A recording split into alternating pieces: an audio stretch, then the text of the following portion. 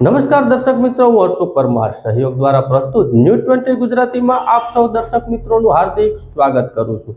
જોઈએ આજના મુખ્ય સમાચારો।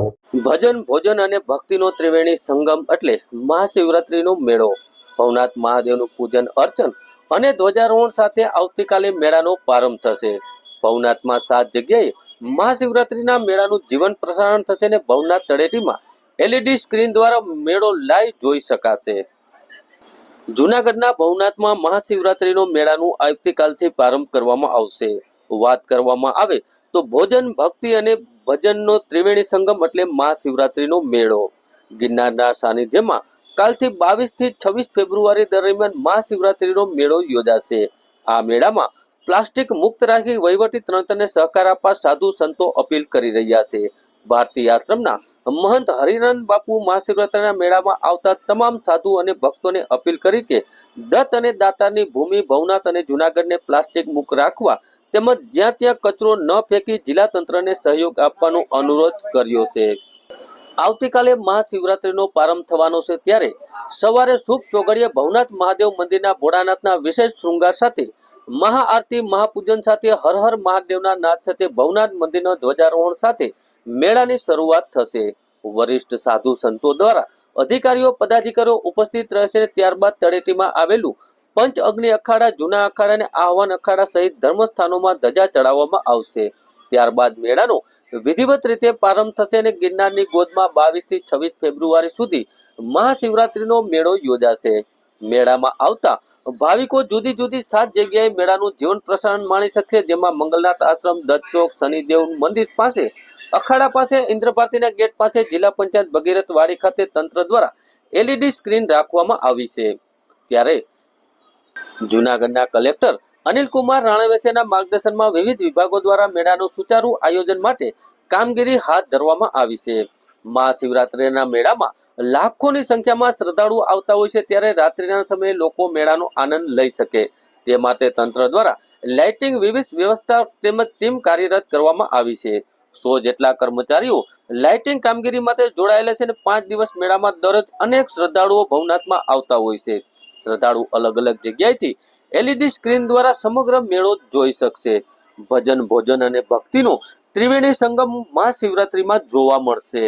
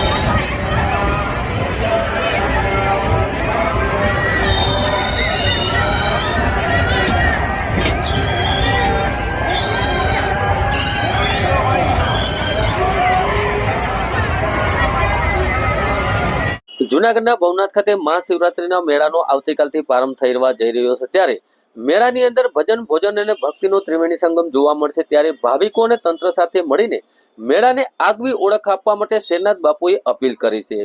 ઘરની જેમ દેવતાઓના વાસવાળા ભવનાથ વિસ્તારમાં સ્વસ્થ રાખીએ એવી શેરનાથ બાપુ દ્વારા અપીલ કરવામાં આવી છે।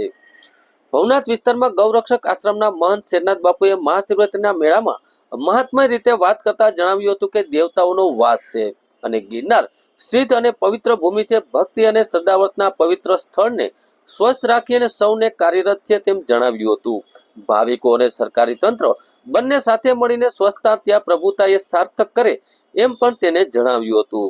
શેરનાથ બાપુએ એમ પણ કહ્યું હતું કે આપણે આપણું જ ઘર સ્વસ્થ રાખીએ છીએ જે રીતે ગિરનારની પવિત્ર ભૂમિને સ્વસ્થ અને પ્લાસ્ટિક મુક્ત રાખવી જોઈએ. આમાં અન્ન ક્ષેત્ર સંસ્થાઓમાં અને ઉતારવામાં પણ સહયોગ આપી ગંદકી ન થાય અને સહિયારો પ્રયાસ તેમજ પ્રયત્ન કરે એવી સ્વચ્છતા અને પ્લાસ્ટિક મુક્ત અભિયાન થકી મેળાને આગવી ઓળખ આપીએ તેવું શેરનાથ બાપુ દ્વારા જણાવવામાં આવ્યું હતું. જૂનાગઢની પાવન પવિત્ર ભૂમિમાં ભવનાથ તળેટીમાં હર વર્ષની જેમ આ વર્ષે પણ શિવરાત્રિનો મેળોનું આયોજન થઈ રહ્યું છે. શિવરાત્રિના મેળામાં આવનાર સાધુ સંતોના શાહી સ્નાનમાં લોકો વધુને વધુ દર્શનનો લાભ લે એટલા માટે સરકાર અને સંતો કાયમને માટે કાર્યશીલ હોય છે. આપણે સૌ જાણીએ છીએ એમ શિવરાત્રિના દિવસે શાહી સ્નાન પહેલા નોમને દિવસે ધજા ચડે છે. નોમને દિવસે તારીખ 22ના રોજ મેળાનો શુભ પ્રારંભ થાય છે. હરેક ઉતારે અને હરેક આશ્રમોમાં ભજનની રમઝટ બોલતી હોય છે. ભોજનની પણ વ્યવસ્થા હાલતી હોય છે અને સાથે સાથે સૌ પોતપોતાના ઈષ્ટના નામ આરાધના એટલે ભક્તિનું ભાથું ભેળું કરતા હોય છે. આવી એક ગિરનારની કાયમને માટે અગાધ અણમોલ ને અલૌકિક મહિમા અને ગરિમા છે. આ મહિમા ગિરનારનો એવો છે કે જ્યાં નવનાથ 84 સિદ્ધના બેસણા છે, જ્યાં કાયમને માટે 33 કરોડનો વાસ છે, જ્યાં દાતાર અને મા જોગણીઓના આવાસ છે, એવા ભવનાથ પવિત્ર ધામમાં આપણે સૌનો પ્રયાસ કાયમ માટે રહ્યો છે કે ભવનાથના મેળામાં ગંદકી ન થવી જોઈએ. ભવનાથના મેળામાં પ્લાસ્ટિકનો જ્યાં ત્યાં વેરણ છેરણ રહેતું હોય તો લોકોની પણ ફરજ બને છે અને સરકારી તંત્રની પણ ફરજ બને છે કે તાત્કાલિક ક્યાંય પણ પ્લાસ્ટિક પડ્યો હોય, કચરો પડ્યો હોય તો એનો નિકાલ કરવો, ત્યાંથી ઉપાડી લેવો. માણસ શું નથી કરી શકતો? તો આપણે આપણું ઘર ચોખ્ખું રાખીએ છીએ તો આપણું ગામ ભવનાથ કેમ ચોખ્ખું ન રાખીએ?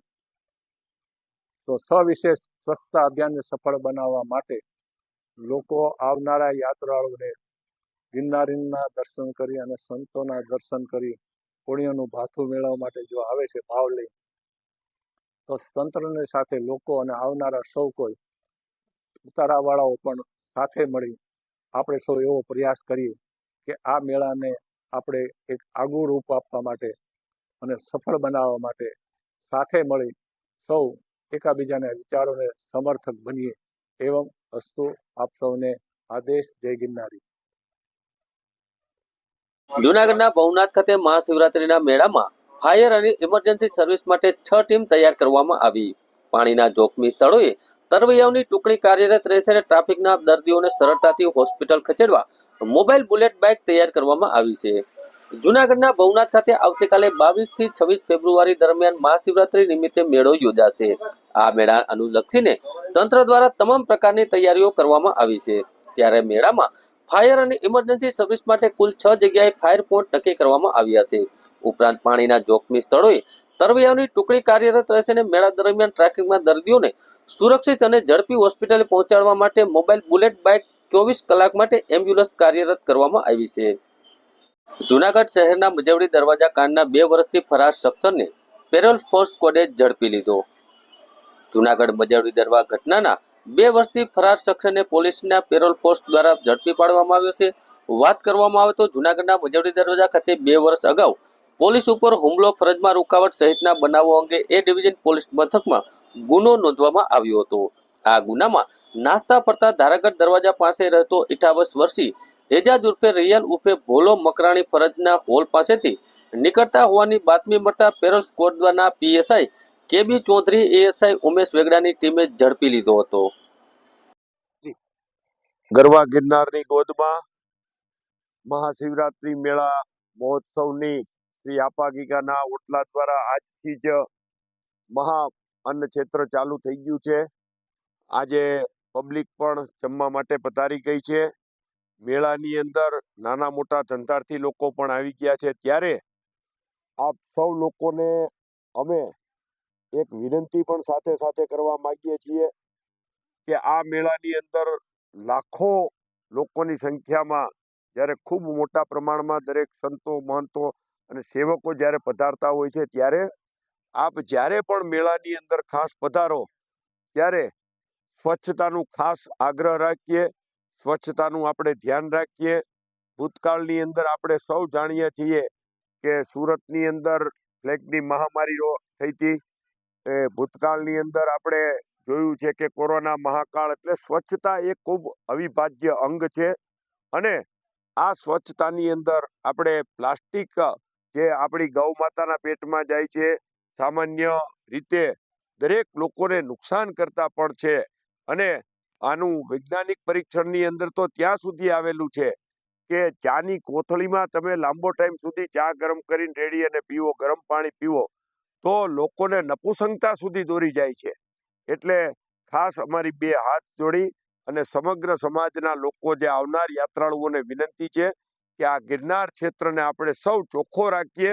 આપણે સૌ સનાતની સમાજના લોકો અહીંયા સંતો મહંતોના દર્શન કરવા આવ્યા છીએ ત્યારે ફરીવાર પુનઃ વિનંતી કરીએ છીએ કે માનનીય કલેક્ટર શ્રી, માનનીય રેન્જ આઈજી શ્રી, એસપી સાહેબ, સમગ્ર પોલીસ તંત્ર, સમગ્ર જંગલ ફોરેસ્ટ ડિપાર્ટમેન્ટ અને કોર્પોરેશન અને કલેક્ટર શ્રી જ્યારે સ્વચ્છતા માટે થઈ અને આવા બધા કાર્યક્રમો યોજતા હોય છે ત્યારે આપણે પણ આપણની માણસની નૈતિકતા સમજી અને આ નૈતિકતાના સ્વરૂપે આપણે પણ ચોખ્ખાઈ રાખીએ. અમે તો ઘણી વખત વિદેશ જતા હોય ત્યારે જોતા હોય છે કે આપણે જે લોકો આપણે જ છે, તો આપણે ત્યાં જાશું તો બહાર થૂકશું પણ નહીં. ફાકી ખાવાની તો મનાઈ જ છે, કાચ બંધ હોય, કારણ કે કાયદો તો ત્યાંય છે ને કાયદો અહીંયા છે. અહીંયા આપણે કાયદાનો કડક રીતે અમલવારી નથી કરતા, ત્યાં કડક રીતે અમલવારી છે, તરત $100 દંડ આવી જાય છે. એટલે મારી આપ સૌને વિનંતી કે સરકાર જેટલી આપણી સાથે સાનુકૂળતા રાખે છે, તો આપણી પણ નૈતિક જવાબદારીઓને સમજી અને આપણે સૌ સ્વચ્છતાની અંદર ધ્યાન દઈએ. અસ્તુ. જય ગિરનારી મહારાજ, જય આપા ગીગા, જય જીવરાજ બાપુ. મજામાં.